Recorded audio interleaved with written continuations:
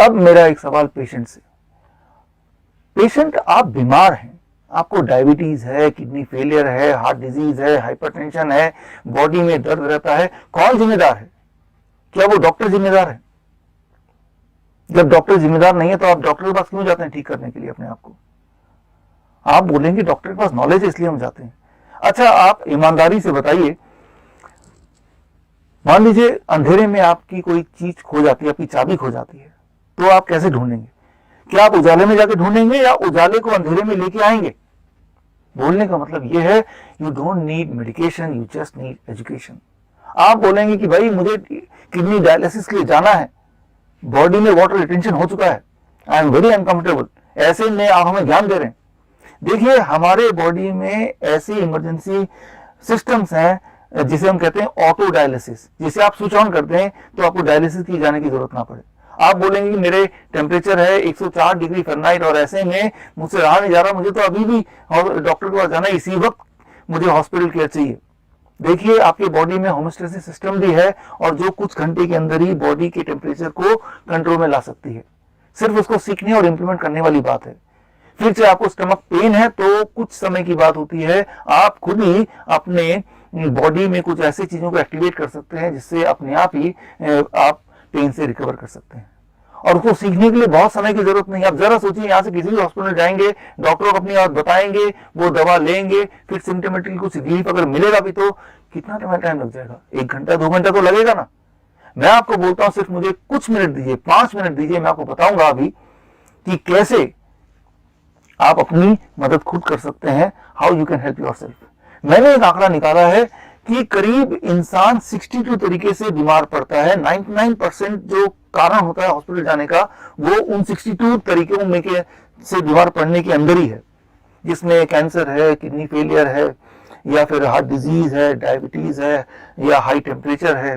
सो कुल मिला के देयर आर जस्ट, या वायरल फीवर है, जस्ट 62 तरीके हैं जिसकी वजह से 62 वजह है जिसकी वजह से इंसान को डॉक्टर के पास जाना पड़ता है। that covers 99% of the reason why you go to the hospital। सिर्फ इमरजेंसी में, एक्सीडेंटल केस में जहां हड्डी टूट जाती है या ब्लड लॉस होता है, यही वाला केस है जहां पे आपको ट्रू सेंस में हॉस्पिटल जाने की जरूरत पड़नी चाहिए। बाकी सारी चीज आप घर पे मैनेज कर सकते हैं, इमीडिएटली मैनेज कर सकते हैं।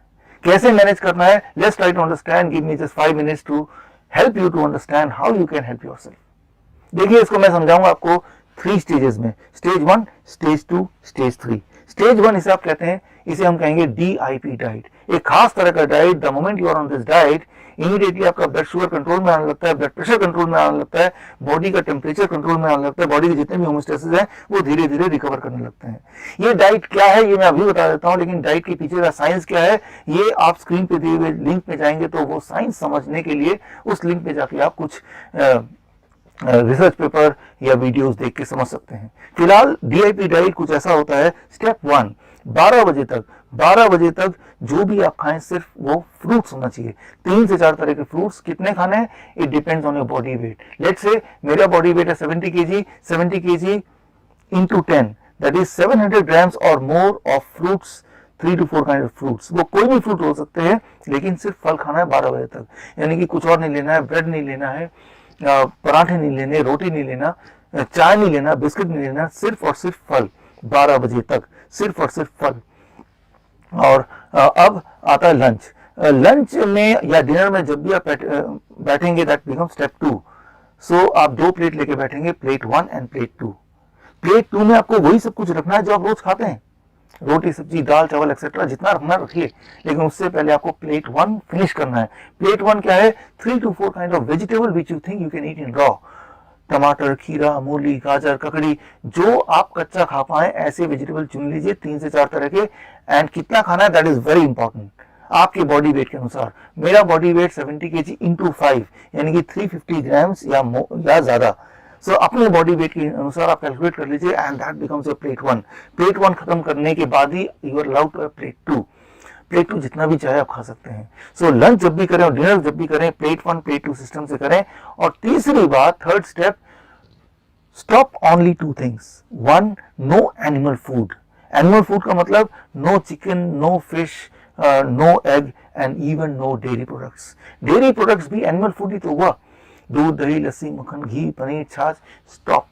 And second thing is no packed and refined food, no biscuit, no bread etcetera. अगर ऐसा आप कर पाए, so within the 72 hours you will be forced to stop that diabetes medication. You will be forced to reduce the insulin which currently you are taking.